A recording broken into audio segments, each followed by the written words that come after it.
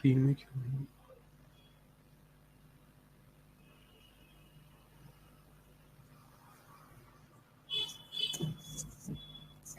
Okay, तो studying basics of number की basic type of number क्या क्या होते हैं जो हम ऑलरेडी पढ़ चुके हैं, उसे एक बार रिवाइज करेंगे, खासकर ऑड और even number. Okay, let's start with odd and even number. जो हम सबको पता है कि वैसे नंबर जो कि 2 से डिविजिबल हो। Okay, those numbers which are divisible by 2 उसे हम इवन नंबर कहते हैं, और जो नंबर 2 से डिविजिबल ना हो उसे हम ऑड नंबर कहते हैं। तो ये काफी सिंपल डेफिनेशन है कि जो नंबर ऑड से डिविजिबल ना हो।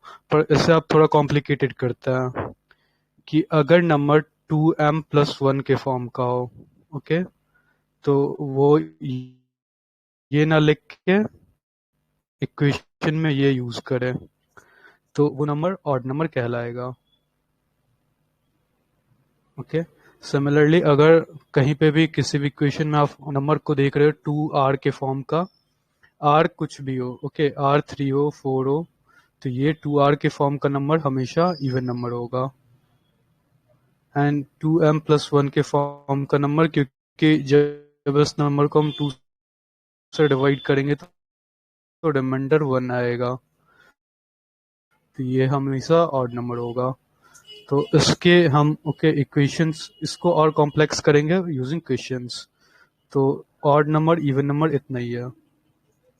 Similarly natural number and whole number, okay, ये परमुटेशन कॉम्बिनेशन के क्वेश्चन में यूज किया जाता है, नेचुरल और होल नंबर। जब पीएनसी पढ़ेंगे तो वहां पे मैं एक दो इक्वेशन लिखूंगा जहां पे सॉल्यूशन होल नंबर और नेचुरल नंबर के से ही आएगा। तो होल नंबर स्टार्ट होता है विथ 0, ओके, 0 1 2 3 ऑनवर्ड्स, और नेचुरल नंबर स्टार्ट होता है 1 2 3। तो होल में बस क्या है कि 0 ऐड हो जाता है, इसलिए हम इसे होल नंबर कहते हैं। ओके, और नेचुरल नंबर में 0 इंक्लूडेड नहीं होता है, 0 एक्सक्लूड करता है तो वो नेचुरल नंबर बन जाता है। ओके, तो इसका जैसे एक सिंपल एग्जांपल ये था, जब हम लोग फाइंड करते हैं a+b+c=10। ओके, इस इक्वेशन का सॉल्यूशन जब जानते हैं तो अगर इसे कॉम्प्लिकेटेड बनाना रहता है तो हम ऐसे होल नंबर में पूछते हैं कि a+b+c के कितने डिफरेंट वैल्यू होल नंबर में वैल्यूज हो सकता है, जहाँ पे a+b+c ये तीनों 0 ले सकता है। ओके, जैसे एक एग्जांपल है परमुटेशन कॉम्बिनेशन का कि वी हैव 5 सिलेंडर्स। ओके, एक प्रोजेक्ट के तहत 5 सिलेंडर्स है और उसे 3 विलेजेस में डिस्ट्रीब्यूट करना रहता है। 3 विलेजेस में डिस्ट्रीब्यूट करना रहता है 5 सिलेंडर को, कि सच दैट विलेज ए को ज्यादा सिलेंडर मिलना चाहिए हमेशा बी से और सी से, और सी 0 सिलेंडर भी मिल सकता है। ओके, सी विलेज को 0 सिलेंडर भी मिल सकता है, पर ये कंडीशन रहता है कि ए हमेशा बड़ा होगा बी से और बी हमेशा बड़ा होगा सी से, और सी कैन टेक 0 वैल्यू ऑल्सो। और एक दूसरा केस होता है जहाँ पे तीनों को सिलेंडर मिलना चाहिए, जहाँ पे एटलीस्ट सी को एक सिलेंडर सी विलेज को मिलना चाहिए। तो किस तरह से हम डिवाइड करेंगे, मतलब कि सपोज ए विलेज को ए मिला, बी को बी, सी को सी, और ये 5 के बराबर होगा। तो इसके वो सारे सॉल्यूशन हमें देखने रहता है डिपेंडिंग अपॉन कि हमें क्या कांस्टेंट मिला है। ओके, तो यहाँ पे नेचुरल और होल नंबर जो पीएनसी के क्वेश्चंस देखेंगे वहां पे इंपॉर्टेंट रोल प्ले करता है। और सिमिलरली जो इंटीजर्स होता है, इंटीजर्स में अगर हम के नेचुरल नंबर और उसके नेगेटिव इंक्लूडिंग 0 को इंक्लूड कर दे तो वो इंटीजर हो जाता है, मतलब कि इधर -2 -1 0 1 2 ऑनवर्ड्स, इधर भी ऑनवर्ड्स, तो ये इंटीजर कहलाता है। ओके, फिर और भी नंबर्स होते हैं, रैशनल नंबर, इरेशनल नंबर। तो रैशनल नंबर को हम फंक्शन पी वाई क्यू के फॉर्म में लिख सकते हैं, ओके, हमेशा। और इरेशनल नंबर को हम लोग पी वाई क्यू के फॉर्म में नहीं लिख सकते, एग्जाम्पल्स के थ्रू देखेंगे। जैसे रैशनल नंबर हो गया 0.9, ओके, इसे हम फ्रैक्शन के फॉर्म में लिख सकते हैं 9/10, तो ये रैशनल नंबर हो जाएगा। इवन 0.999 ये इनफाइनाइट तक क्यों ना जाए, ये एक रैशनल नंबर है क्योंकि इसे हम p/q के फॉर्म में लिख सकते हैं। ओके, इसके सॉल्यूशन होता है, इसको सॉल्व करने का तरीका होता है कि किस तरह से इसे p/q के फॉर्म में लिखा जाता है। पर ये जो कि रिकरिंग डेसिमल हो, मतलब कि रिपीट कर रहा हो, वो रैशनल नंबर होता है। और जो नॉन रिकरिंग, जो रिपीट नहीं करता है, जैसे पाई का वैल्यू, ये अगर हम देखें 2 पॉइंट, जो कि 2.37 जो जो वैल्यू आता है डिवाइड करने पे 22/7 को, वो इनफाइनाइट तक जाता है और वो रिपीट नहीं करता है, किसी पर्टिकुलर टर्म के बाद कभी रिपीट नहीं करता है, तो वो इरेशनल नंबर हो जाएगा। ऑल्दो इसके यूसेस कम है, अभी तक इस पे काफी कम ही क्वेश्चंस पूछे गए हैं, तो इसलिए उसे मैंने टच नहीं किया। फिर प्राइम और कंपोजिट नंबर आता है, ये काफी इंपॉर्टेंट है, prime number and composite number, खासकर प्राइम नंबर। तो जितने भी क्रिप्टोग्राफी होते हैं, ओके, इंक्रिप्शन टेक्निक, जो हम लोग व्हाट्सएप पे भी देखते हैं, इंक्रिप्शन, योर मैसेज इनक्रिप्टेड, वो इंक्रिप्शन टेक्निक का यूसेज होता है, प्राइम नंबर को यूज करके इंक्रिप्शन टेक्निक बनाते हैं। ओके, क्योंकि प्राइम नंबर को सॉल्व करना, इसके इक्वेशंस को सॉल्व करना काफी डिफिकल्ट होता है, और जो जैसे ही हम प्राइम नंबर्स में आगे बढ़ते हैं, काफी बड़े बड़े प्राइम नंबर्स लेते हैं, तो वो काफी कम ही कंप्यूटर उसे सॉल्व कर पाते हैं वैसे, या वहां तक पहुंच पाते हैं, उस प्राइम नंबर तक पहुंच पाते हैं। क्योंकि सपोज 10 मिलियन, ओके, 10 मिलियन और 10 बिलियन के बीच में कितने प्राइम नंबर्स होंगे, ये काफी डिफिकल्ट है ऐसे सॉल्व कर पाना। तो उस फॉर्मूला पे इंक्रिप्शन रहता है। तो प्राइम नंबर वैसे सारे नंबर्स है जहाँ पे जो भी नंबर खुद से डिविजिबल हो या वन से डिविजिबल हो, ये वो प्राइम नंबर कहलाता है। ओके, जैसे 2, ओके, 2 स्मॉलेस्ट प्राइम नंबर है, और ये खास बात इसका ये कि ये पहला और आखिरी इवन प्राइम नंबर है। तो कुछ क्वेश्चन इस पे भी बेस्ड रहेंगे, ट्रिकी क्वेश्चंस जो देखेंगे कि इसी फॉर्मूला से सॉल्व होता है, उसमें एक आंसर 2 रहता है छिपा हुआ। तो 2 is only even prime number, बाकी सारे ऑड रहेंगे, जैसे 3, 5, 7, ओके, ऑनवर्ड्स 11, 13, 17। तो इसमें खास बात यह है कि इसके जो फैक्टर्स होंगे जो कि इसे डिवाइड करेंगे, या तो वन है, वन इस नंबर्स को डिवाइड कर रहा है, इन सारे नंबर्स को, यूनिवर्सल होता है वन, ओके, या ये नंबर खुद डिवाइड कर रहा है, मतलब 3 खुद को डिवाइड करेगा, ओके, 3/3 1। तो यही दो फैक्टर्स होते हैं। तो वैसे सारे नंबर्स जिसके दो फैक्टर्स हो वो प्राइम नंबर है, ओके, या खुद से डिवाइड हो या वन से डिवाइड हो, वो प्राइम नंबर्स है। और कंपोजिट नंबर हो जाता है वैसे सारे नंबर्स जिसके दो से ज्यादा फैक्टर्स हो, ओके, जैसे 6, 6 के वन भी फैक्टर है, टू भी है, थ्री भी है, ओके, 6 खुद भी है, तो 4 फैक्टर्स हो गया।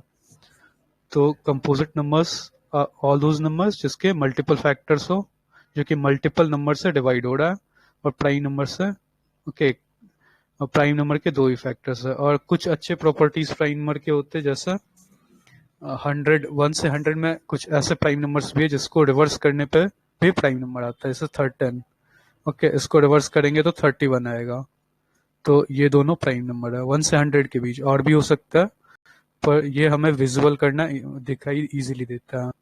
जैसे 37 और 73 चेक करना आप, ओके, 79, 97,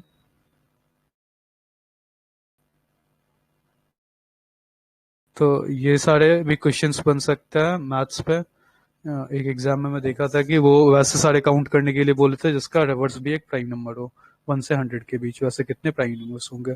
तो ये आप as uh, okay, work check कर सकते हैं, खुद से वो निकाल सकते हैं कि 1 से 100 कितने ऐसे नंबर्स हैं।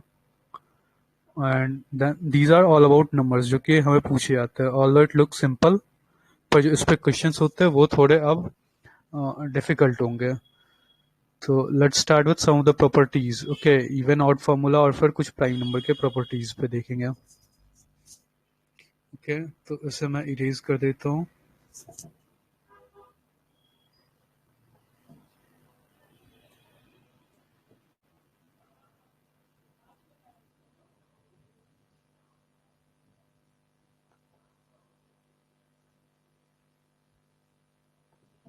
तो काफी टाइम लगेगा। और कोई है क्या मेथड इरेज करने का जल्दी? कंट्रोल Z दबा दो।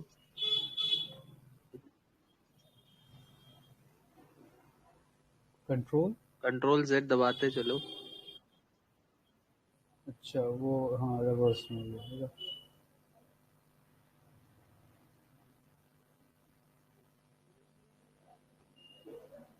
Okay, let's start with some of the properties in numbers के, जो कि इस बार पूछा भी गया था। तो सबसे पहला प्रॉपर्टी होता है कि अगर हम ऐड करते हैं नंबर्स को, ओके, जैसे 2 + 2, तो ये हमेशा 4, 6 + 2 8। तो अगर हम इवन प्लस इवन करते हैं, even number plus even number, वो हमेशा हमें एक इवन नंबर देता है। इवन, तो ये हमेशा एक इवन नंबर देगा। सिमिलरली अगर इवन इंटू इवन करेंगे तो ये भी एक इवन नंबर देगा। तो ये दो प्रॉपर्टीज है इवन नंबर के, ये हम चेक कर सकते हैं। 6 × 2 12 हो जाएगा। ओके, सिमिलरली अगर हम इवन को ऑड से मल्टीप्लाई करते हैं, इवन इंटू ऑड, तो ये हो जाएगा फिर भी इवन। ये ओके, ये कई जगह यूज होता है।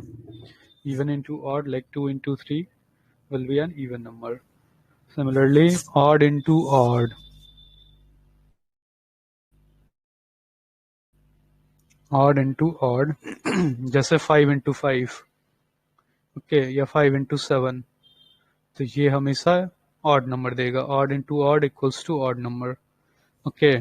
पर ऑड प्लस ऑड जो होता है, ऑड प्लस ऑड, ये एक इवन नंबर देता है। जैसे 5 + 7 will be equals to 12, okay. तो इस पे दो क्वेश्चंस हम लोग करेंगे। ये देखने में तो सिंपल है, और आई थिंक आप समझ भी गए होंगे। Even plus even even number होगा, even into even even number होगा, इवन इंटू ऑड हमेशा इवन, और फिर odd into odd odd number होगा, प्लस ऑड, लेकिन odd plus odd even number होगा। तो ये एक जनरल प्रॉपर्टी है, इस पे कई सारे क्वेश्चंस पूछे गए, इवन कैट में भी और यहाँ पे भी, यूपीएससी सी सेट में भी। तो पहला क्वेश्चन ये है कि यू ऑल विल आंसर, कि आप अनम्यूट कर सकते हैं कुछ टाइम के लिए, कि ये एक हमें पता करना है कि x + y - z + t even होगा या ऑड होगा। ये इक्वेशन ओके इवन है या नहीं, क्वेश्चन में ये है। और कंडीशन हमें दिया है कि x + y + t इवन है, ओके, ये तीन टर्म इवन है। पर हमें इंडिपेंडेंटली नहीं बोला गया है कि ये तीनों इवन है या नहीं। ओके, दो ऑड होंगे और एक इवन होंगे, तीन तभी भी उसमें इवन हो सकता है।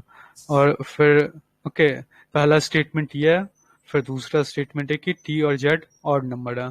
तो हमें बताना है कि ये जो इक्वेशन है, ये इसके बारे में हमें पता करना है कि ये इवन है या ऑड है। तो कौन सा स्टेटमेंट सफिशिएंट है इस इक्वेशन को बताने के लिए, इस इक्वेशन के नेचर को बताने के लिए। ओके, दोनों टुगेदर सफिशिएंट है या फिर दोनों टुगेदर इनसफिशिएंट है, या दूसरा स्टेटमेंट से ही पता चल जाएगा या पहला स्टेटमेंट से ही पता चल जाएगा। Okay, I will give you 1 minute, आप सॉल्व कीजिए, ठीक है। This is important in maths, तभी आप एग्जाम में भी कर पाएंगे।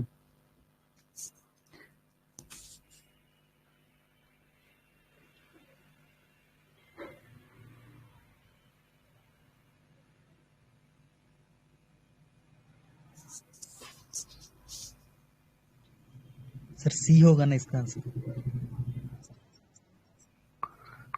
ओके, वी विल सी क्या हो रहा है। समवन सेड सी,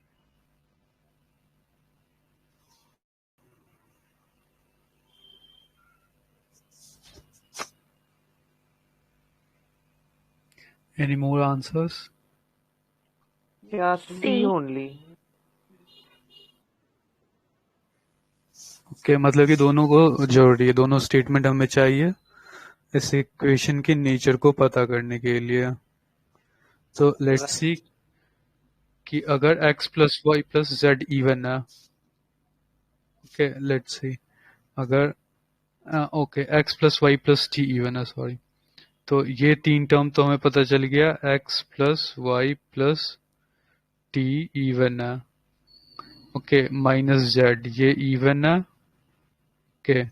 तो सपोज ये 10 है या जो भी, पर इसका हमें नहीं पता चला है कि ये ऑड है या इवन है। तो अगर हमें ये ऑड लेते हैं 5, तो ये 5 आता है, और 10 माइनस सपोज ये इवन है जेड, तो ये 6 आता है। तो ये इक्वेशन सफिशिएंट नहीं है इसके नेचर को बताने के लिए, क्योंकि इसमें जेड के बारे में नहीं बताया गया हमें कुछ, पर यहाँ पे हमें स्पेसिफाई कर दिया गया कि टी और जेड ऑड है, ओके, टी भी ऑड है और जेड भी ऑड है। तो अब हम इजीली बता सकते हैं, ओके, नहीं, सपोज अब इस इक्वेशन से चेक करते हैं, ओके, तो x plus y, okay, plus t minus z, तो हमें ऑल्दो ये दोनों ऑड है, तो सपोज ये 7 है और ये 5 है, तो हमेशा एक इवन आएगा, पर इसका नेचर हमें नहीं बताया गया है, ओके। तो अगर टू, सपोज ये दोनों मिलके एक इवन बनाते हैं, तो 2 प्लस 6 8 हो जाता है। अगर ये दोनों मिलके एक्स प्लस वाई ऑड बनाता है, तो ये एक कंप्लीट ऑड नंबर हो जाएगा। तो इसका भी नीचे स्पेसिफाई नहीं है, तो इसलिए ये इक्वेशन भी सफिशिएंट नहीं है, ये स्टेटमेंट भी सफिशिएंट नहीं है। तो अब टुगेदर लेके देखेंगे कि दोनों आंसर कर पाते या नहीं।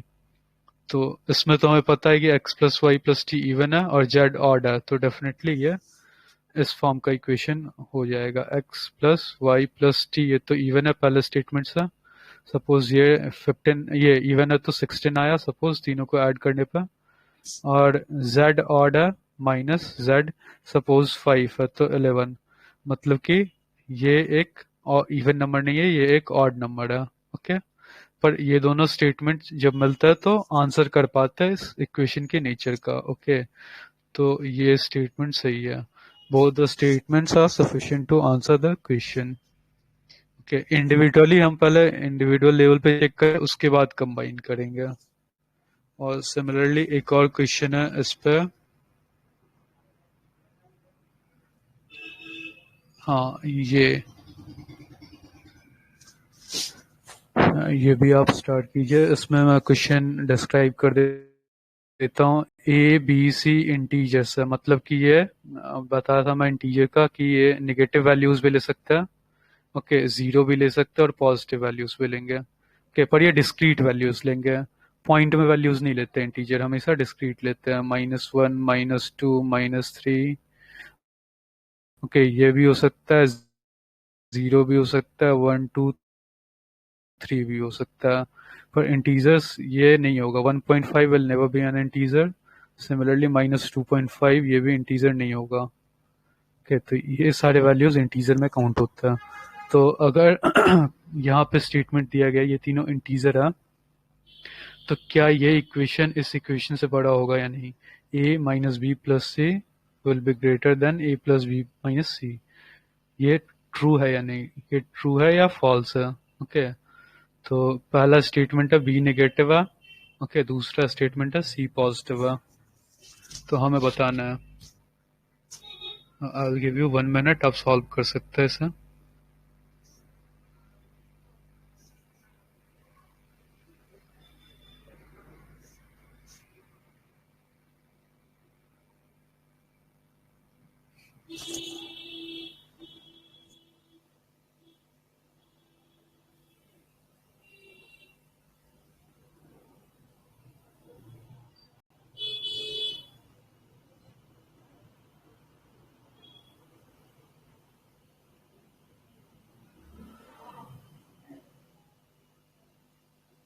के आपके जो आंसर्स होंगे आप नोट डाउन कर लीजिए, एंड लेट मी डिस्कस इसे।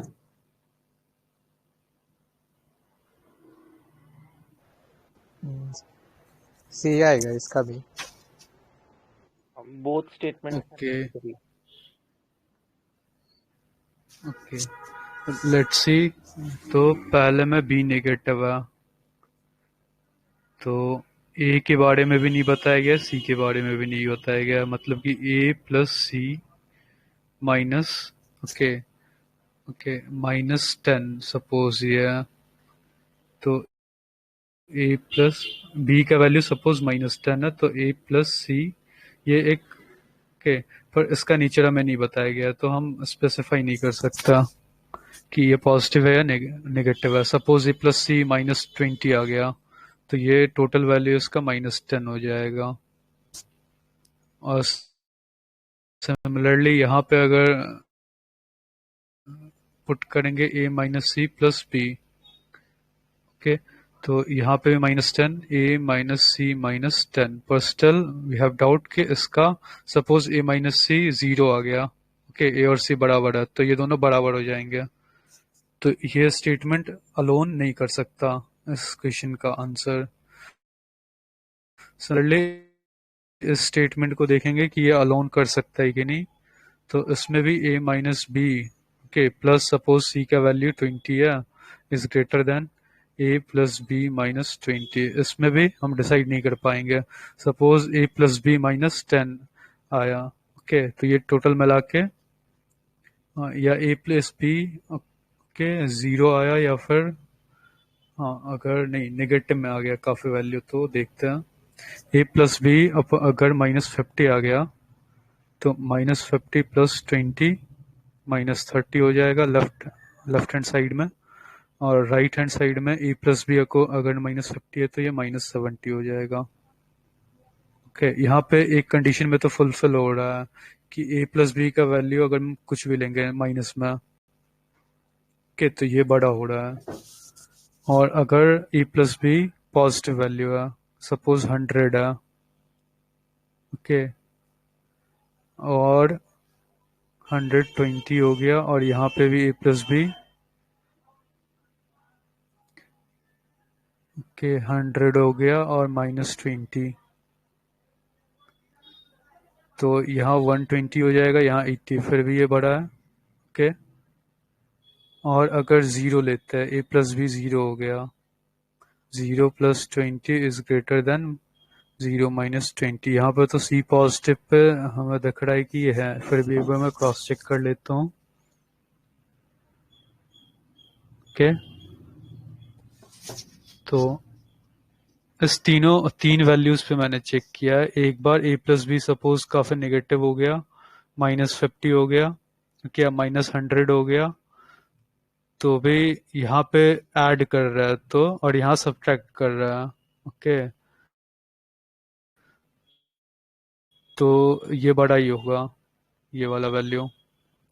और अगर ए प्लस बी 0 हो गया, ओके, तो भी ये बड़ा होगा, और ए प्लस बी अगर पॉजिटिव हो गया 120 140, तो शायद सी पॉजिटिव होने पे हमें पता चल जा रहा है।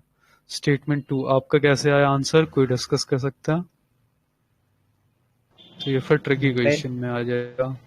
मैंने इसमें सिंप्लीफाई किया था इक्वेशन को, जैसे ए कैंसिल कर दिया, देन सी को लेफ्ट साइड लेके, मतलब 2c is greater then 2b, तो वो आ सी इज ग्रेटर देन b, तो फिर कंडीशन पुट करके देखा तो सही बैठ रहा था दोनों। नहीं नहीं, इक्वेशन सॉल्व आप तो नहीं कर सकते इधर उधर, अच्छा, उसमें चेंज नहीं इक्वेशन सॉल्व करेंगे, हाँ, कंप्लीट पिक्चर नहीं होता है फिर। तो इसे फिर से एक बार देख लेते हैं, आप भी देख लीजिएगा कोई एरर हो तो। इस इक्वेशन को ए के, ये माइनस बी है ना, हाँ, A plus C, A minus B, sorry, A minus B plus C is greater than A plus B minus C. तो अगर यहाँ पे सी पॉजिटिव है, तो सी का वैल्यू कुछ भी ले सकते हैं, A minus B plus 20, okay, is greater than A plus B -20। तो अब हमें ये देखना है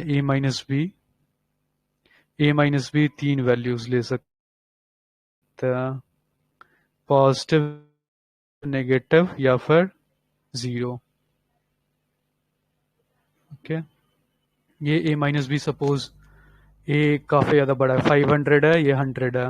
ओके, तो ये 400 हो जाएगा और 420 हो जाएगा उस केस में।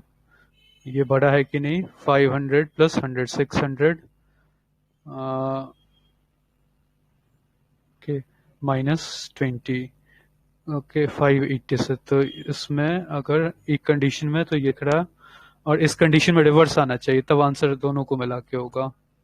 अगर a minus b suppose zero है तो 20 इज ग्रेटर देन -20, ये फॉल्स हो जाएगा। हाँ, तो रिवर्स आ रहा है, इसमें ये बड़ा है और इसमें ये बड़ा है, तो इससे भी आंसर नहीं कर पा रहा है, दैट इज गुड। और इससे भी आंसर नहीं कर पा रहा है, फिर टुगेदर देखेंगे। ओके, तो टुगेदर में आंसर कर पा रहा है कि नहीं।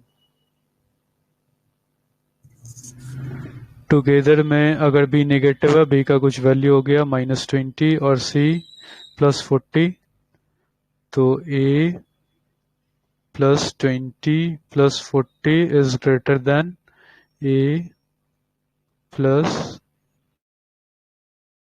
के ए -20 -40, तो a +60 is greater than a -60। ये हमें देखना है हमेशा होगा कि नहीं। तो यहाँ पे भी a के तीन वैल्यूज हो सकता है, एक काफी बड़ा, सपोज 100 ले लिया पॉजिटिव में, तो 160 इज ग्रेटर देन 100, ये ट्रू होगा। अगर a 0 हो गया, 60 इज ग्रेटर देन -60, और फिर एक काफी ज्यादा नेगेटिव हो गया, सपोज a -200 हो गया, तो -140, यहाँ पे -200 इज ग्रेटर देन -260। तो तीनों केसेस में कंसिस्टेंसी है कि ये ट्रू हुआ।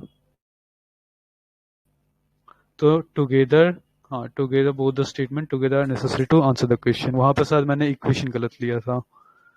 तो इस तरह से हमें देखना है, प्रॉपरली सॉल्व करना है कि ए के तीन केसेस में ये कंसिस्टेंट है या नहीं। वैसे ही ए माइनस बी के तीन केसेस में कंसिस्टेंट है या नहीं, अदरवाइज कहीं कहीं फंसने के चांसेस होता है। ओके, तो इसमें भी बोथ स्टेटमेंट्स नेसेसरी है, तब जाके ये आंसर कर पाएंगे। तो ये इक्वेशन ए के इंडिपेंडेंट है। ओके, अदरवाइज डायरेक्ट कैंसिल मैं अलाउ नहीं करूंगा, कहीं कहीं फंसने के चांसेस रहते हैं। और फिर हाँ, एक ये क्वेश्चन है, तो इसमें आपको बताना है consider three positive numbers a b c. Okay, ये तीनों पॉजिटिव है, जीरो नहीं होंगे, ये पॉजिटिव है तो तीनों जीरो वैल्यू नहीं ले सकते, 1 2 3 ले सकते हैं।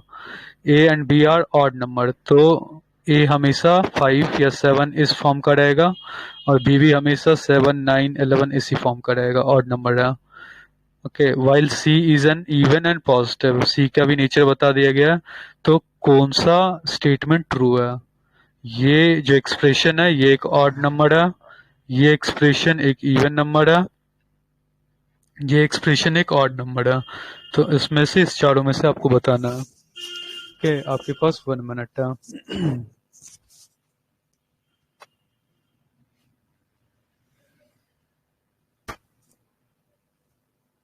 इसमें एक्सप्रेशन को और ज़्यादा कॉम्प्लिकेटेड किया जा सकता है, पावर से या फिर डिवाइड दे के या फिर एक दो और वेरिएबल लगा के, पर जो बेसिक्स है मैंने बताया था इवन ऑड फॉर्मूला का, वही लगेगा।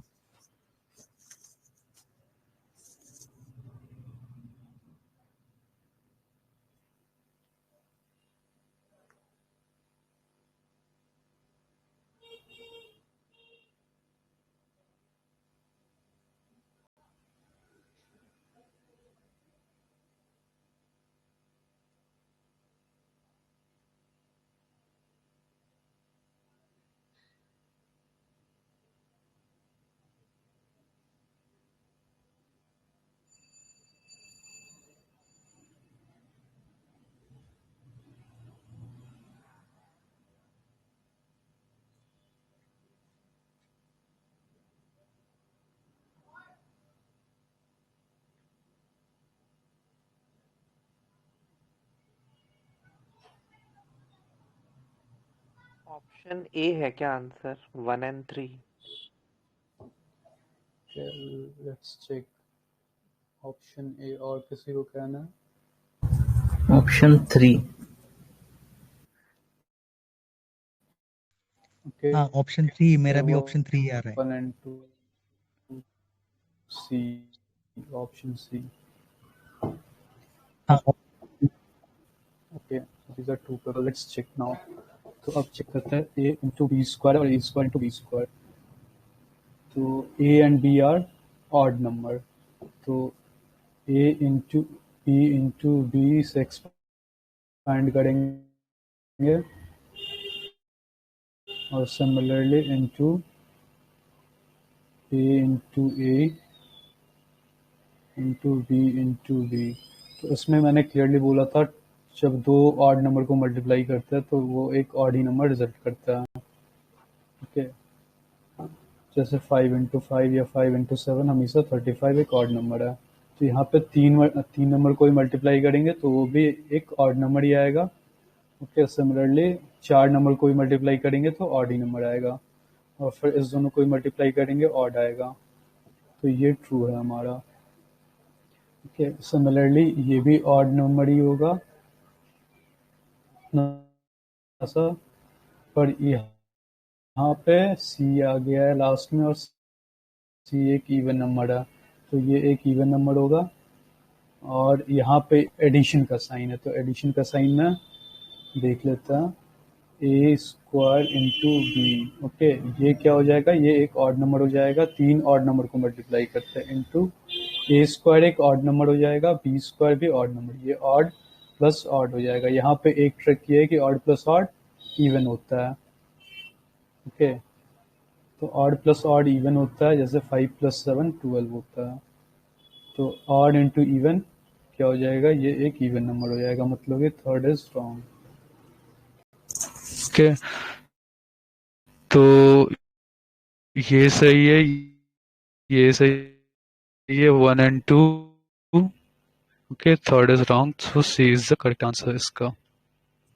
तो यहाँ पे ये एक के ट्रिक है कि ए स्क्वायर प्लस बी स्क्वायर कर दिया गया, बाकी जगह मल्टीप्लिकेशन था। तो इसमें और भी एक्सप्रेशन में सिंबल्स अरेंज किया जा सकता है तो इसे कॉम्प्लिकेट बनाया जा सकता है, ये भी ऑल दो कॉम्प्लिकेटेड ही है। ओके ये 3 क्वेश्चन है हमारा इस पे। तो और कोई क्वेश्चन है इस पे नहीं है। तो ये आपको कॉन्सेप्ट क्लियर हो गया कि किस तरह से हमें एक्सप्रेशन में देखना है कि कौन सा ऑड नंबर है कौन सा इवन नंबर है। ओके तो प्राइम नंबर और कंपोजिट नंबर, प्राइम नंबर तो मैंने बता दिया कि उसके 2 फैक्टर्स होंगे, उसके नेक्स्ट क्लास में हम लोग क्वेश्चंस करेंगे प्राइम नंबर पे। ओके इसका मैंने आज कंपाइल नहीं किया तो आई विल कंपाइल टुमारो। तो इस पे भी काफी डिफिकल्ट क्वेश्चंस बनेंगे प्राइम नंबर और कंपोजिट नंबर पे और काफी ट्रिकी क्वेश्चंस। तो एक बार आप भी पढ़ लेना प्राइम नंबर को और डिटेल में। तो उससे बाद हम डिविजिबिलिटी रूल्स पे आते हैं। Okay divisibility rules by these numbers, although इसमें से ज़्यादा नंबर्स काम के नहीं है क्योंकि इस पे डायरेक्ट क्वेश्चंस नहीं बनेंगे। क्वेश्चंस जो आ रहे हैं पिछली 1-2 बार से अगर आए भी है तो वो बड़े नंबर्स पे आए हैं, लाइक 88 से वो डिविजिबिलिटी रूल देखेंगे, 24 से देखेंगे, 96 से देखेंगे। ओके तो they are asking divisibility rule based on bigger numbers rather than smaller numbers. पर बिगर नंबर्स को हमेशा याद रखना है आपको कि you can break these numbers into smaller numbers.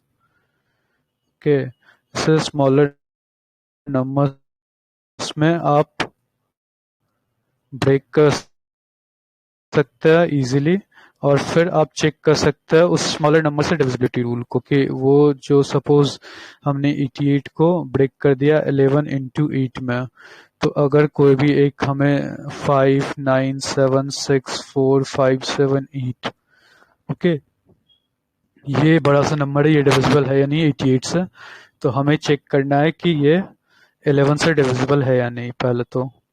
और अगर 11 से डिविजिबल है तो फिर चेक करना है 8 डिविजिबल है। तो अगर ये दोनों नंबर से डिविजिबल है 11 इन 8 से, इट मीन्स ये नंबर 88 से भी डिविजिबल होगा। तो हमने क्या किया है, इंस्टेड ऑफ चेकिंग ये नंबर डिवाइड भी नहीं दिए है, डिवाइड देने में भी टाइम लगता है, और भी कोई इसमें एक्सप्रेशन में PQ भी ऐड कर सकता है। ओके 59P76Q578, और हमें बोल दिया जाए कि ये नंबर 88 से डिविजिबल है, तो P और Q का क्या पॉसिबल वैल्यूज है। तो ये डायरेक्ट क्वेश्चन है कि इसका डिविजिबिलिटी हमें चेक करना है। ये इनडायरेक्ट क्वेश्चन है कि P और Q का क्या वैल्यू होगा जिससे कि ये नंबर डिविजिबल होगा 88 से, या फिर 24 से। 24 को हम लोग डिवाइड कर सकते हैं 6 और 4 से, तो 6 का हमें पढ़ना है, 4 का भी पढ़ना है। तो अगर ये नंबर दोनों नंबर से डिवाइड हो रहा है तो डेफिनेटली वो नंबर 24 से भी डिवाइड होगा। ओके, इसी नंबर का चेक करना 24 से डिविजिबल है या नहीं। तो उससे पहले 6 से देखेंगे, 6 का कंडीशन फिर 4 का कंडीशन, दोनों को होना चाहिए, both are together necessary। okay, together necessary, तब जाके ये होगा कंडीशन फुलफिल। तो लेट्स सी डिविजिबिलिटी बाय 2 क्या है।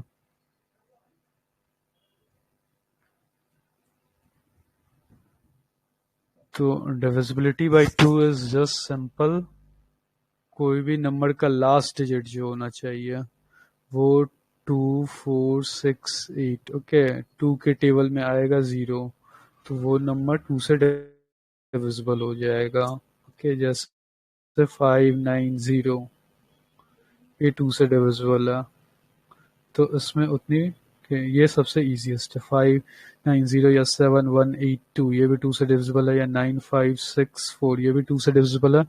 क्यों? क्योंकि लास्ट डिजिट जो है ये 24680, मतलब कि 2 के टेबल में आ रहा है, तो वो नंबर डिविजिबल हो जाएगा 2 से। ओके, तो this is the easiest. Now let's see 3 से डिविजिबिलिटी। 3 से डिविजिबिलिटी इंपॉर्टेंट है। ओके, इसमें डिविजिबिलिटी रूल ये कहता है अगर नंबर का समेशन, ओके, सम करने पे अगर वो नंबर 3 से डिविजिबल हो, उसका समेशन 3 के टेबल में हो, तो वो नंबर भी डिविजिबल हो जाएगा 3 से। ओके, जैसे एग्जांपल हम ले सकते हैं, इसमें एग्जांपल के थ्रू चेक कर लेते हैं। 789 ये 3 से डिविजिबल है या नहीं, तो इसमें हम देख लेंगे 7 + 8 + 9 ये डिविजिबल हो रहा है कि नहीं। 9 8 17 6 22 23 23 है, 23 3 के टेबल में नहीं आता है, तो ये डिविजिबल नहीं है। ओके, तो इस पे मैं एक क्वेश्चन दे रहा हूँ, इसमें तो समझ गया आपने कि 7 जैसे 8 7 देखते हैं या नहीं। तो 8 7 15 6 22,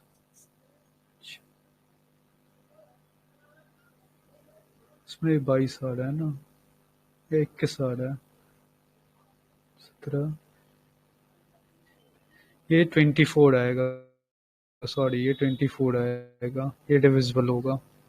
तो एडिट करके आपको देख लेना है, और इसमें आएगा 22, ये डिविजिबल नहीं होगा। ओके, तो इसमें यही है फॉर्मूला, सिंपल सा है कि जितने भी डिजिट्स है उस सबको सम कर दो, वो टेबल में आ रहा है कि नहीं। तो ये तो इजी है देखने में। इस पर डिफिकल्ट क्वेश्चन ऐसा दिया जाता है, A111 ये क्वेश्चन आप करना। ओके, सॉरी AN,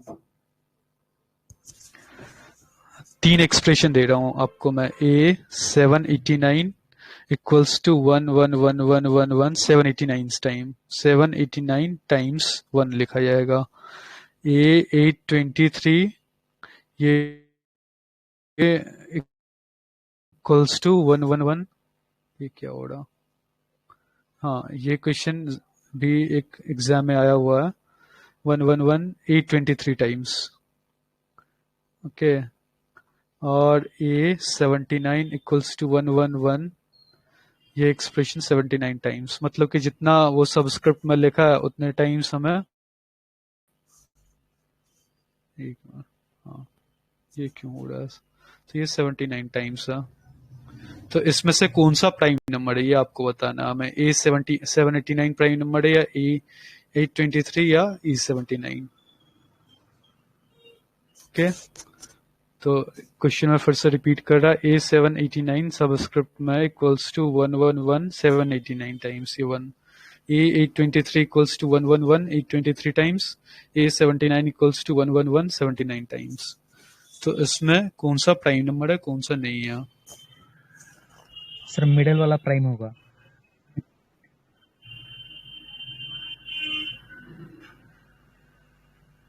एक मिनट,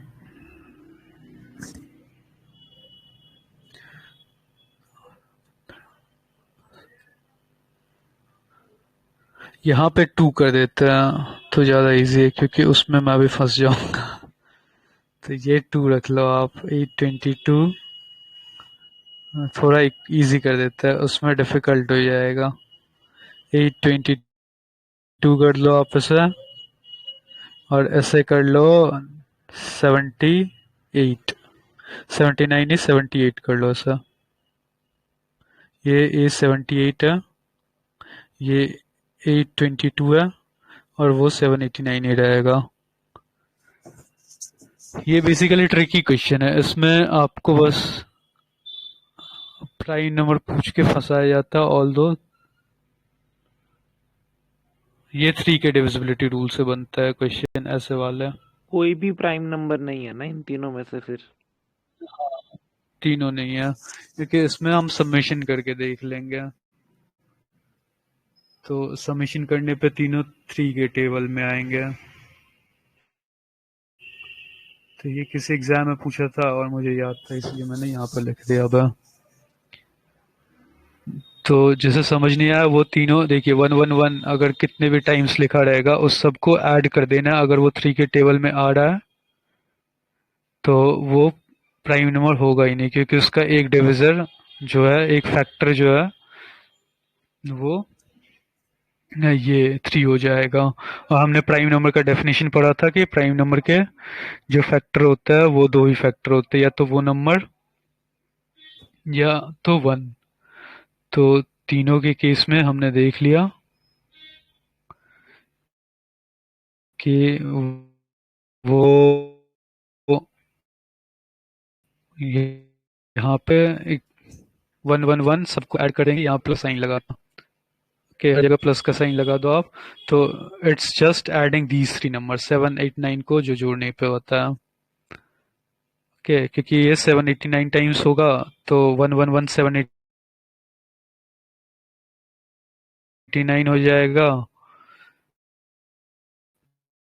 जोड़ने पे। और वो तो ये सब 24 होता है ना, 24 हो जाएगा ये, और 8 2 10 तो 12 हो जाएगा, और ये 8 7 15 हो जाएगा। ये तीनों 3 के टेबल में है, तो ये तीनों प्राइम नंबर नहीं होगा।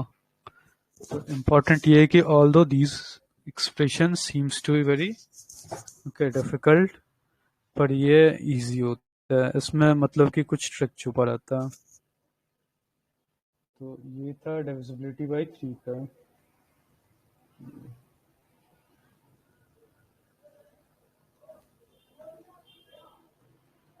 अब डिविजिबिलिटी बाय 4 पे आता है।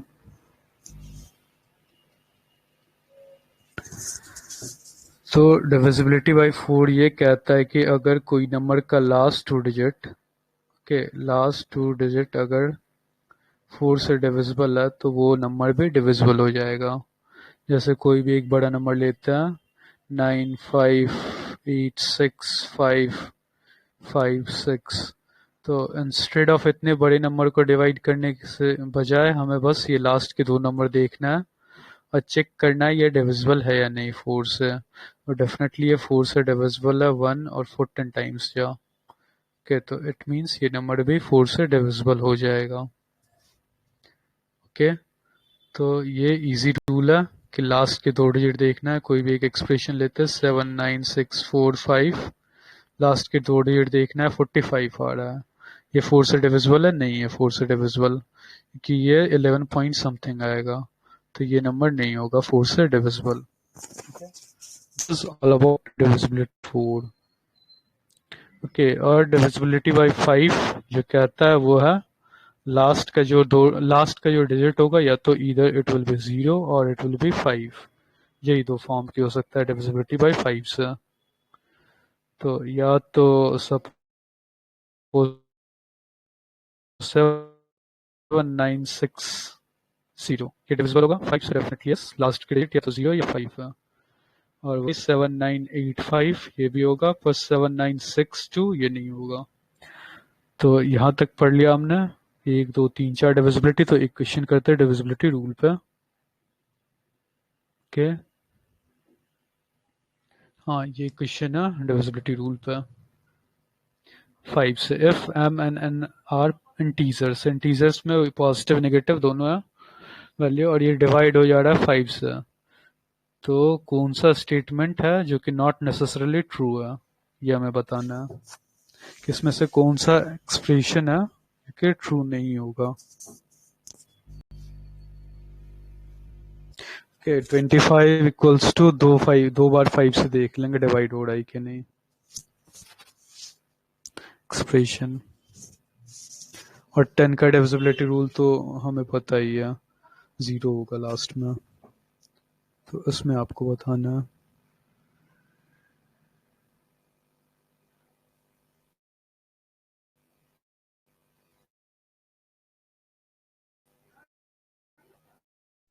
इसका आंसर सी है सी क्या? होगा सर, सी।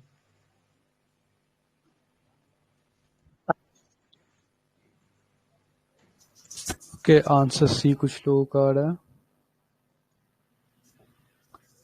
इसमें ऑलो वैल्यू पुटिंग ऐसे एक्सप्रेशन में वैल्यू पुट कर लीजिए, वो भी एक तरीका, इजी तरीका है।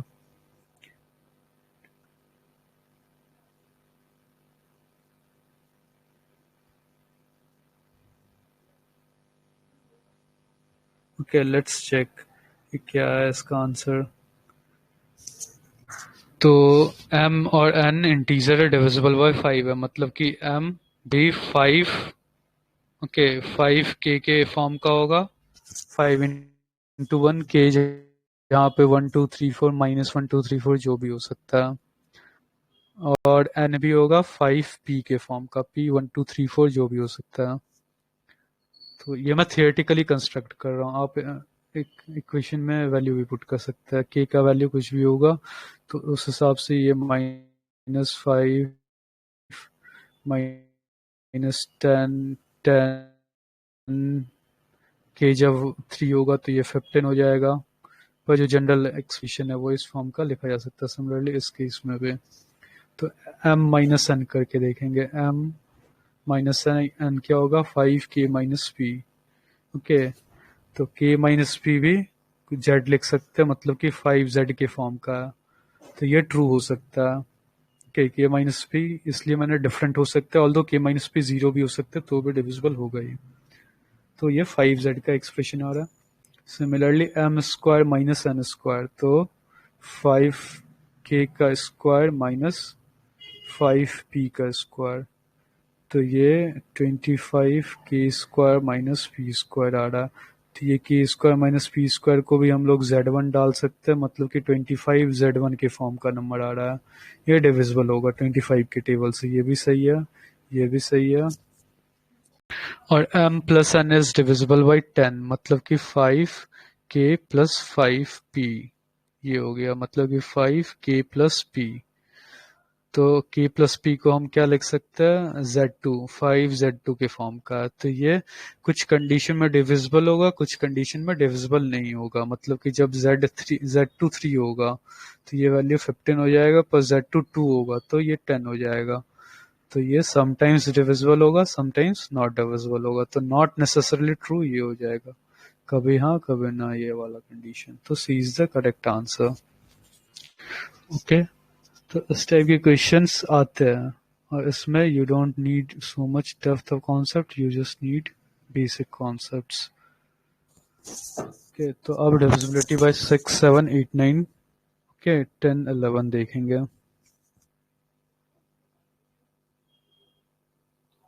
तो डिविजिबिलिटी बाय 6 क्या कहता है कि हमें उस नंबर का डिविजिबिलिटी चेक करना है 2 से एंड देन 3 से। अगर ये दोनों से डिवाइड हो रहा है तो इट मींस ये नंबर 6 से भी डिवाइड होगा। Okay so if you have any number suppose 7 6 5 2, तो हमें पहले चेक करना है 2 से डिवाइड हो रहा है कि नहीं। तो 2 का डिविजिबिलिटी था लास्ट के नंबर में 0 2 4 6 8, ये हमें दिख रहा है, तो डेफिनेटली वो नंबर डिविजिबल होगा। तो ये 2 से तो डिविजिबल है, यस 2 से डिविजिबल है।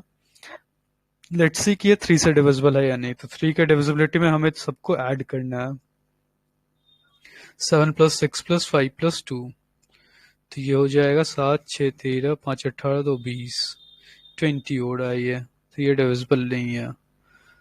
तो इससे तो हो रहा है, इससे नहीं हो रहा, it means it is not divisible by 6। Similarly यहाँ पे कुछ और ले लेते हैं, यहाँ पे 0 ले लेते हैं, 7650। ओके, 7650 को जब ऐड करेंगे, देख तो रहा है ये 2 से डिविजिबल है, 3 से बस चेक करना है।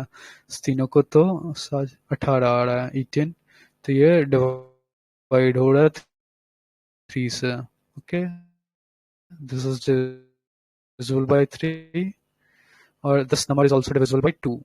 It means this number is divisible by 6. Okay, so this is all about divisibility by 6, कि जहां हमें चेक करना है ये 2 से है या नहीं, दोनों कंडीशन को फुलफिल होना चाहिए, तब जाके होता है। Okay, next is 7। 7 को हम लास्ट में करेंगे क्योंकि ये थोड़ा ट्रिकी है। ओके, तो ये लास्ट में करेंगे, एंड देन कम्स 8। 8 में भी इजी है कि 8 का डिविजिबिलिटी रूल ये कहता है, ओके, इसमें हमें ये नहीं करना है, 4 into 2 नहीं करना है। ओके, कि नंबर का लास्ट 2 डिजिट देखना है, 4 से डिवाइड हो रहा है कि नहीं, और नंबर 2 से डिवाइड हो रहा है कि नहीं। जैसे हम कोई देख लेंगे 6652, ओके, या 56 इज बेटर। तो ये नंबर 2 से भी डिवाइड हो रहा है, 4 से डिवाइड हो रहा है, पर हम फिर भी नहीं कह सकते ये नंबर 8 से डिवाइड हो रहा है कि नहीं, कि 8 का डिविजिबिलिटी रूल ये कहता है कि लास्ट के 3 डिजिट हमें देखना है।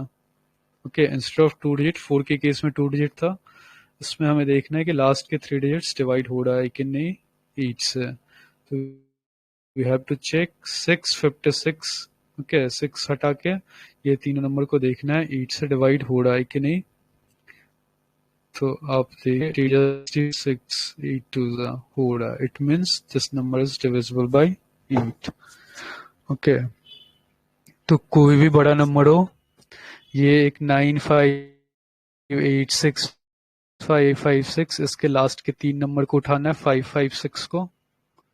ओके, इसे डिवाइड देना है 8 से, 8 5 8 6 या 48, 76 आता है, टेबल में नहीं आता है, 76 नहीं आता है, इट मीन्स ये नंबर डिविजिबल नहीं होगा 8 से। This is very much clear कि 8 के केस में हमें लास्ट के 3 डिजिट्स उठाने, उसे चेक करना है कि वो 8 से डिवाइड हो रहा है कि नहीं। अब है 9 का। 9 में तो एक अच्छा सा क्वेश्चन मैं कल लाऊंगा 9 के केस में, कि एक काफी एनालिटिकल क्वेश्चन है जो कि मैं कल कराता हूँ। अभी के लिए 9 के केस में आपको बस ये देखना है कि नंबर को सम कर देना है, कोई भी बड़ा सा नंबर है, ये नंबर उठाते हैं 9 5 8 6 5 5 6। तो इसमें जैसे 3 के केस में हमने ऐड किया था, 9 के केस में भी ऐड कर देना है सारे डिजिट्स को। ओके, और फिर हमें बताना है कि ये नंबर कितना हो रहा है, ये ऐड करके 9 8 7 10 5 22 22 6 28 38 42। तो ये 9 के टेबल में आ रहा है, नहीं आ रहा है, तो it means it is not divisible by 9। तो हम क्या कर रहे हैं, हम जो भी डिजिट्स है, बड़े नंबर है, उसके डिजिट्स को ऐड कर दे रहे हैं और चेक कर रहे हैं कि वो 9 के टेबल में आ रहा है कि नहीं आ रहा है। तो यहाँ पे सपोज और एक बार, ओके, 43, एक और 3 कर देते हैं, यहाँ पे लास्ट में 3 कर दे रहे हैं, तो अब ये 45 हो जा रहा है। तो ये 9 के टेबल में आ रहा है, यस आ रहा है, तो ये नंबर ओके 9 5 8 6 5 5 6 3। ओके, इंस्टेड यहाँ तक तो नहीं था, पर जब हमने लास्ट में 3 ऐड कर दिया तो वो 9 के टेबल में आ रहा है और वो डिवाइड हो जा रहा है। ओके, 9 से 9 के टेबल में आ रहा है, तो वो बड़ा नंबर भी डिवाइड हो जाएगा। तो this is all about divisibility bye 9, जहां हम ऐड कर रहे हैं सारे डिजिट्स को और फिर चेक कर रहे हैं वो नंबर है या नहीं 9 के टेबल में।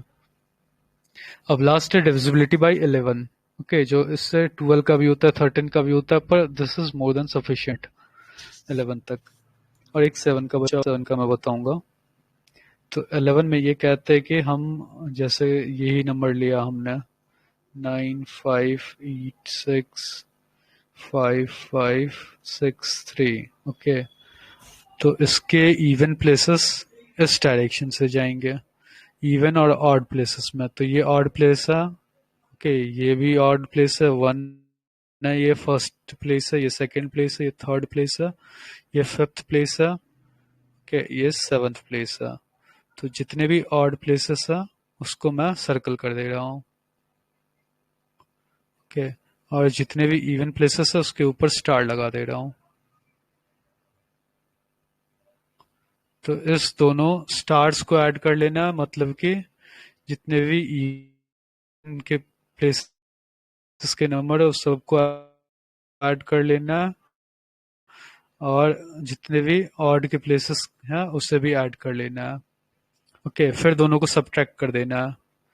अगर दोनों को सब्ट्रैक्ट करने पे या तो 0 आ रहा है या 11 के मल्टीपल का कोई नंबर आ रहा है, ओके, 22, 33 आ रहा है, तो वो नंबर 11 से डिविजिबल होगा, ओके। तो let's add even numbers, okay. ये रिवर्स में भी कर सकते हैं कि ऑड वाले को जोड़ के इवन से मल्टी सब्ट्रैक्ट कर दिया।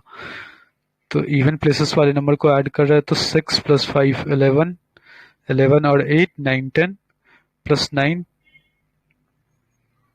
9 8 17 8 हो रहा है, ओके। और जो सर्कल से घिरा हुआ उसे जोड़ने के पे 5 3 8 8 6 4 10 और 5 9 10 हो रहा है, माइनस 9 10। तो ये कितना हो रहा है? 9 हो रहा है। तो 9 11 के मल्टीपल में आता है? नहीं आता है, तो ये नंबर नहीं होगा डिविजिबल, ओके। और सपोज यहीं पे यहाँ पे अगर हम 1 कर देते हैं इंस्टेड ऑफ 3, यहाँ पे 1 कर देते हैं, आप देखते हैं ये डिविजिबल होगा या नहीं। तो अब जो होगा ये 5 6 11, 5 16 और 1 17, तो यहाँ 17 हो जाएगा, ओके। और 728 माइनस 17 ये 11 हो जाता है।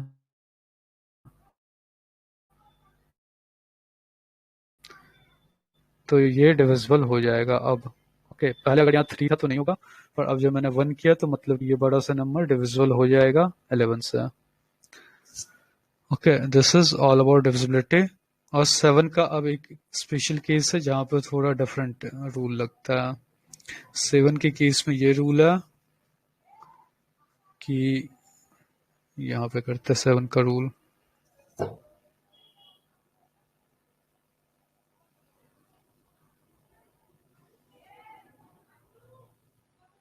ओके। तो 7 के केस में हमें उस नंबर का, जैसे 5 3 5 है, ओके, क्या ये नंबर 7 से डिवाइड होगा या नहीं। तो हमें लास्ट डिजिट को लेना है, ओके। लास्ट डिजिट को उठाने के बाद हमें इसे take the last double the last digit, इसे डबल कर देना है। तो 5 × 2 10 हो जाता है, ओके। कोई भी बड़ा सा नंबर हो उसका लास्ट डिजिट लेना है और उसे 2 से मल्टीप्लाई कर देना है और फिर सब्ट्रैक्ट कर देना है इस नंबर से, ओके। तो 53 बचा, ये तो अब हट गया, तो हमारे पास 53 बचा, माइनस 10 कर देना है, तो ये 43 हो गया, ओके। तो ये 43 डिविजिबल हो रहा है? नहीं हो रहा है। ये 7 के टेबल में आ रहा है? नहीं आ रहा है। तो 7 के टेबल में नहीं आ रहा है, इट मीन्स ये नंबर डिवाइड नहीं होगा। और अगर यहाँ पे 525 होता, ओके, तो 525 के केस में अगर जब हम 5 × 2 10 हो जाता है, ये हटा देते हैं और 10 सब्ट्रैक्ट करते हैं, तो यहाँ 42 आता। ये 7 के टेबल में आ रहा है, इट मीन्स ये हो जाएगा। तो ये तो 3 डिजिट नंबर के लिए, जब बड़ा सा नंबर हो 7 8 9 6 5 4, ओके, ये बड़ा सा नंबर हो।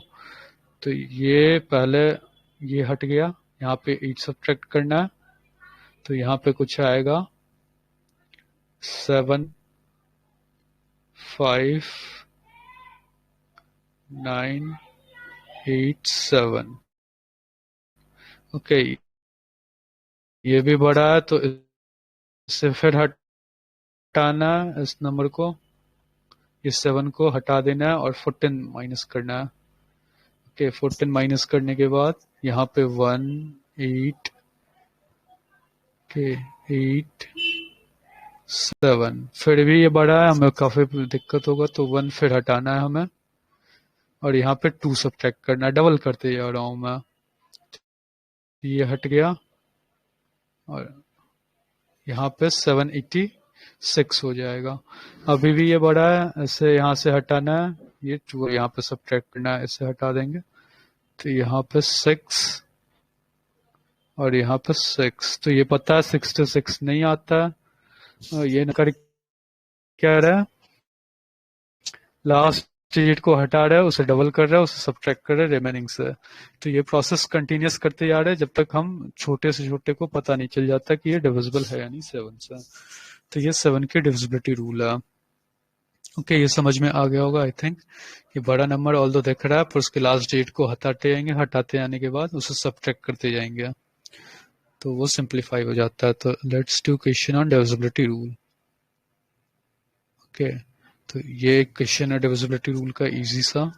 For the product n into n plus one plus into 2n+1, ये एक एक्सप्रेशन है और n एक नेचुरल नंबर है। यहाँ पे याद रखना है कि n नेचुरल नंबर है, it means n can not be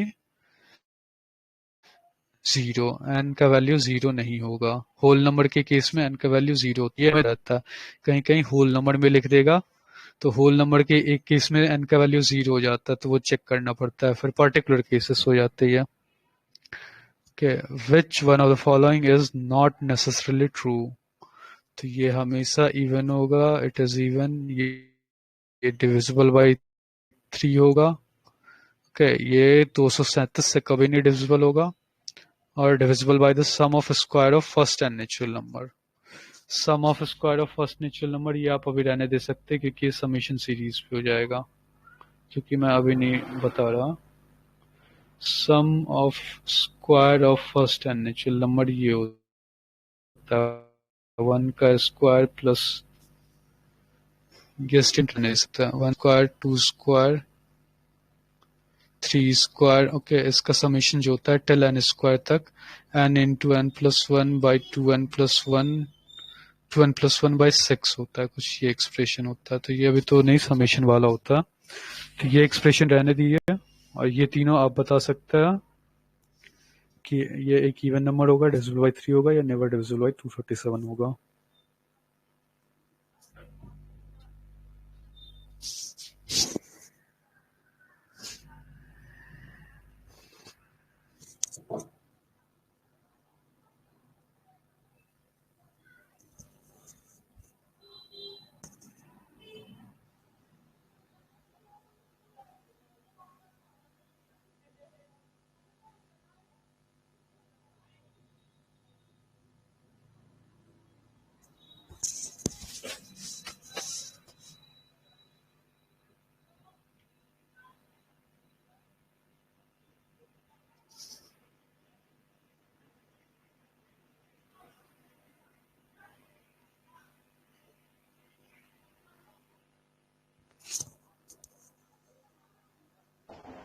ये डिविजिबल बाय 3 तो नहीं लिख रहा, नॉट नेसेसरीली ट्रू।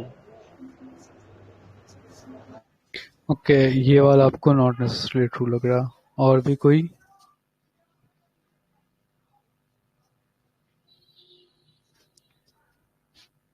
तो लेट्स सी क्या होता है ये।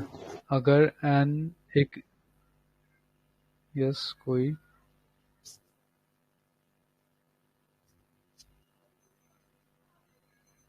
Okay let me solve. अगर n एक नेचुरल नंबर है तो आप उसमें वैल्यू पुटिंग भी कर सकते हो वैसा, क्योंकि इस कंडीशन के लिए हमें वैल्यू पुटिंग करना होगा। ऑल तो ये 3 से डिविजिबल है, ये हमें दिख रहा है 3 से डिविजिबल है। ये सारे कंडीशन अभी रहने देता है कि ये पहले निकाल ही लेते। एन अगर n plus one 2n plus one, अगर इसे थियोरेटिकली सॉल्व किया जाए तो कुछ इस टाइप से होता है। इवन ऑड के केस में कुछ इस तरह से सॉल्व करते हैं कि n को हम एक बार 2k के फॉर्म का मानते हैं और n को एक बार 2k प्लस 1 के फॉर्म का मानते हैं। मतलब कि n को हम एक बार 2 के लिए चेक करेंगे, एक बार 3 के लिए चेक करेंगे। तो अगर 2 के लिए चेक करेंगे तो 2 इंटू 3 इंटू 5, तो ये एक इवन नंबर है। और जब हम इसे 3 के लिए चेक करेंगे तो ये 3 इंटू 4 इंटू 3 से 7 हो जाएगा। तो ये आप देखो ना, n अगर इवन नंबर हुआ तो ये तो ठीक है, डिविजिबल इवन ही होगा। n अगर ऑड नंबर हुआ तो n+1 तो हमेशा इवन नंबर हो ही जाएगा ना, तो ये हमेशा ट्रू होगा। Okay, it is divisible by 3। तो 3 के डिविजिबल होने के लिए आप एक तो जनरल तरीके से जा सकते हैं कि n का ये तो वैल्यू पुट कर सकते हैं, पर अगर के 2n+1 है, n अगर 5 या नहीं 6 7 नहीं 7 8, हाँ n अगर 7 हुआ तो n+1 8 हो जाएगा और 2n+1 15 हो जाएगा, तो भी डिविजिबल बाय 3 हो रहा है। और n अगर 2 हो रहा है तो भी 3 नहीं 4, अगर 4 हो रहा है 4 इंटू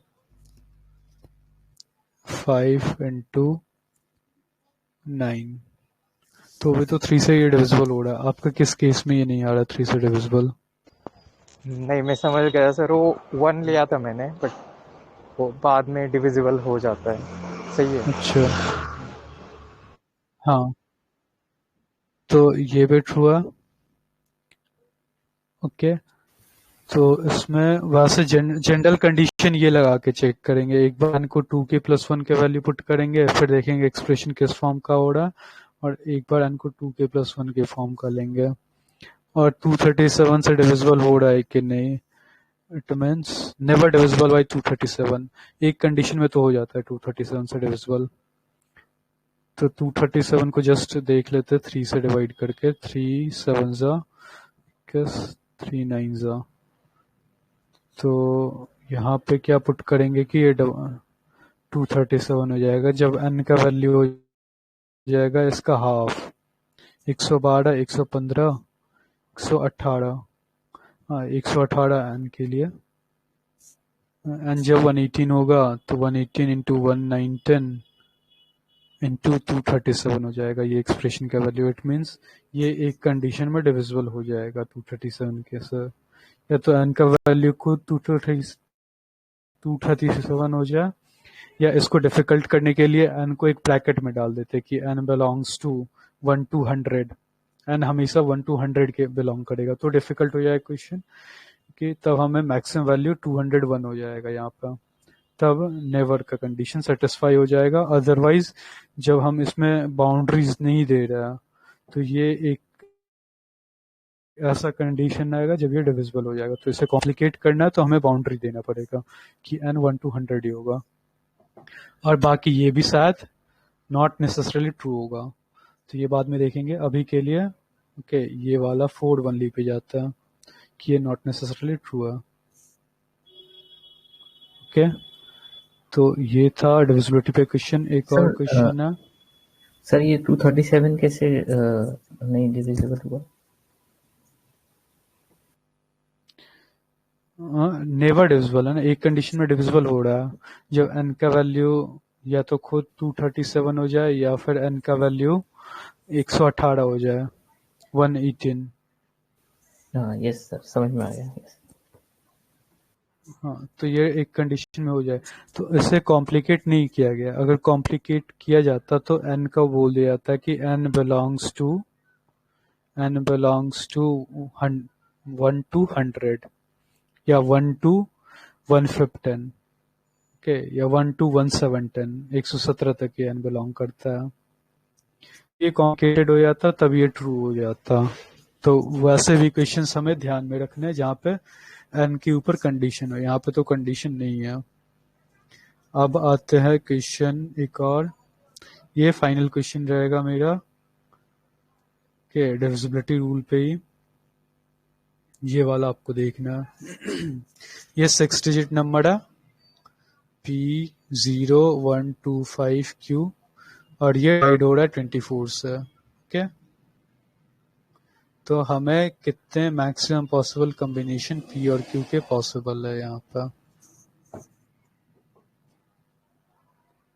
ये आपको बताना है डिविजिबिलिटी का।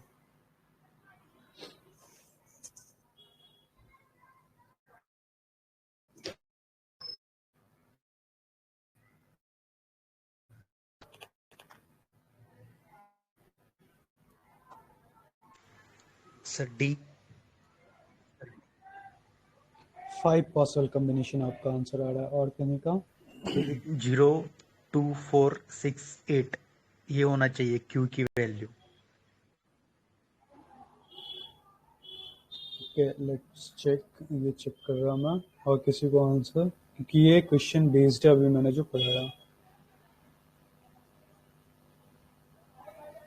तो आई थिंक ये सबका होना चाहिए। ये क्वेश्चन सारे लोग सॉल्व कीजिए। इसमें चेक कीजिए कि ये नंबर 6 से डिविजिबल है या नहीं, और ये नंबर फिर 4 से डिविजिबल है या नहीं।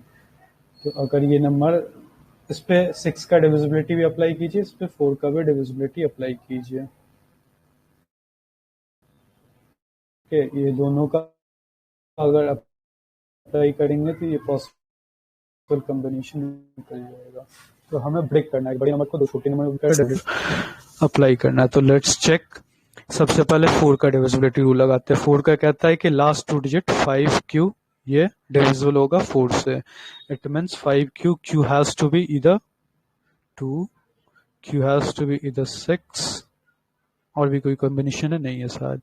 2 3 4 5 6 7 8 9 नहीं, हाँ। तो ये दो पॉसिबल वैल्यूज Q के हो सकते हैं। तो सपोज अब ये दो पॉसिबल वैल्यूज हो गए। ठीक है, इसको तो फर्दर ब्रेक करना पड़ेगा। हाँ, 2 और 3 में 6 को भी ब्रेक करना पड़ेगा 2 और 3 में। तो P0125 के 2, और ये बना P01256। अब ये दोनों 2 से तो डिविजिबल है, और इसे 3 से भी डिविजिबल होना पड़ेगा, तब ये जाके सेटिस्फाई करेगा 6। तो लेयरिंग है। तो पहला लेयरिंग ये था कि 24 को 2 लेयर में 6 और 4 के लेयर में डिवाइड किए। अब 6 का भी हमें डायरेक्ट नहीं पता, तो 6 का इनडायरेक्टली 2 और 3 का चेक करना पड़ेगा। तो इनडायरेक्टली 2 और 3 का आप चेक करें तो 2 से डिविजिबल है, यस। ये दोनों 3 से डिविजिबिलिटी के लिए सबका समेशन करेंगे। तो पहले का समेशन किया, तो पहले का समेशन करने पे आएगा P प्लस, तो 1 3 5 8 10। ओके, ये डिविजिबल होगा 3 से, मतलब कि ये 3 के टेबल में आएगा। तो 3 के टेबल में आने के लिए P का वैल्यू क्या हो सकता है? P2 हो सकता है। फिर क्योंकि अगर 2 होगा तो ये 12 हो जाएगा। ओके, P3 होगा तो 13 नहीं, 4 होगा तो 14, 5 हो सकता है, 15 हो जाएगा। फिर तो भी 3 से डिविजिबल होगा। 6 16 7 17 नहीं, 18 8, P8 हो सकता है। ओके, P8 हो सकता है, तो 18 हो जाएगा। अब 9 हो सकता है, 10 तो होगा नहीं क्योंकि 1 डिजिट सिंगल डिजिट है। P and Q are single digit value. Okay, तो P के 3 वैल्यूज। तो अगर Q के 2 आ रहा है, Q का अगर 2 है तो उस रिस्पेक्ट में P के 3 पॉसिबल कॉम्बिनेशन है, 2 5 और 8। ओके, अब P का वैल्यू हमें ये Q का वैल्यू 6 है, तो ये एक्सप्रेशन का समेशन हो जाएगा P प्लस क्या 14 हो जाएगा। ओके, तो यहाँ पे P अगर 1 हुआ तो ये एक्सप्रेशन 15 हो जाएगा।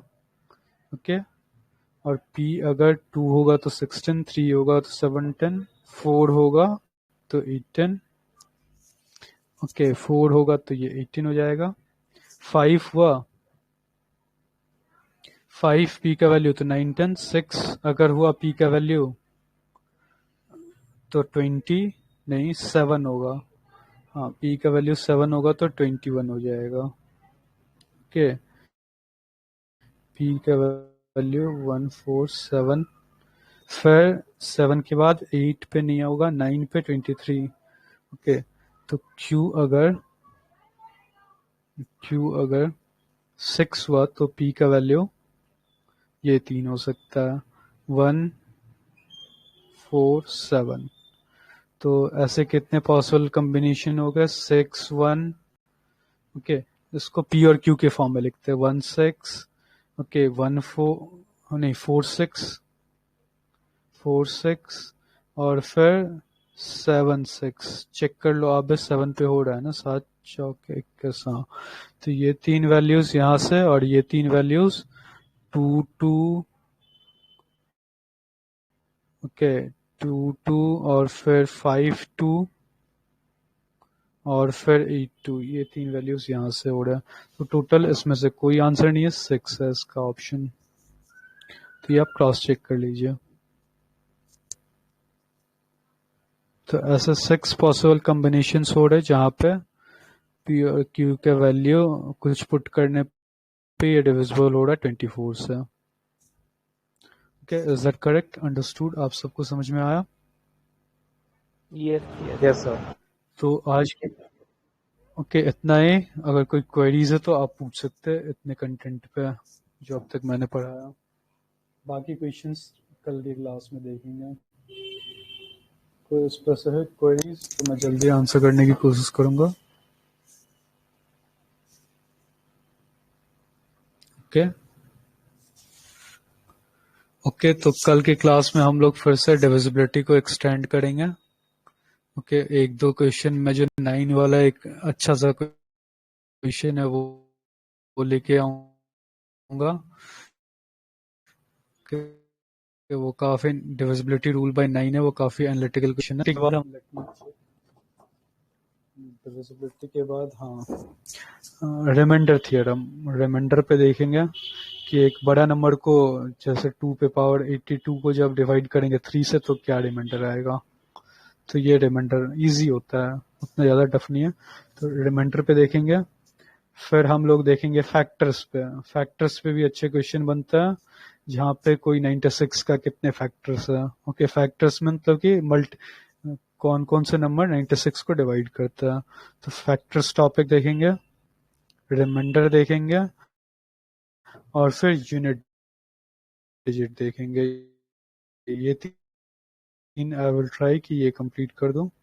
यूनिट डिजिट में कुछ इस टाइप से पूछा जाता है कि आपको एक बड़ा सा एक्सप्रेशन दे दिया जाएगा 2 3 5 8 7, इसका पावर भी 789 तो नहीं होगा, ये मैं कुछ ज्यादा ही बड़ा पावर कर दिया। इस पे पावर होगा कुछ वैसा 8 पावर दे दिया। तो इसका यूनिट डिजिट जो होगा क्या होगा, लास्ट का डिजिट क्या होगा। तो these are the 3 topics. Factors जहाँ पे हम लोग कौन कौन से नंबर डिवाइड करते हैं, रिमाइंडर एक बड़े नंबर को एक छोटे नंबर से डिवाइड करने पे क्या रिमाइंडर आता है, और यूनिट डिजिट कोई बड़े नंबर पे कोई पावर लगा दिया फिर इसको मल्टीप्लाई भी कर दिया 2-3 नंबर से। और ओके 3 इंटू 20 इंटू 5 पे पावर 7 इंटू 6 पे पावर 8, तो इसका यूनिट डिजिट क्या होगा। तो ये सब हम देखेंगे कल के। ये 4 टॉपिक डिविजिबिलिटी कंटिन्यू रहेगा और ये 3। ओके देन थैंक यू, कल मिलते हैं।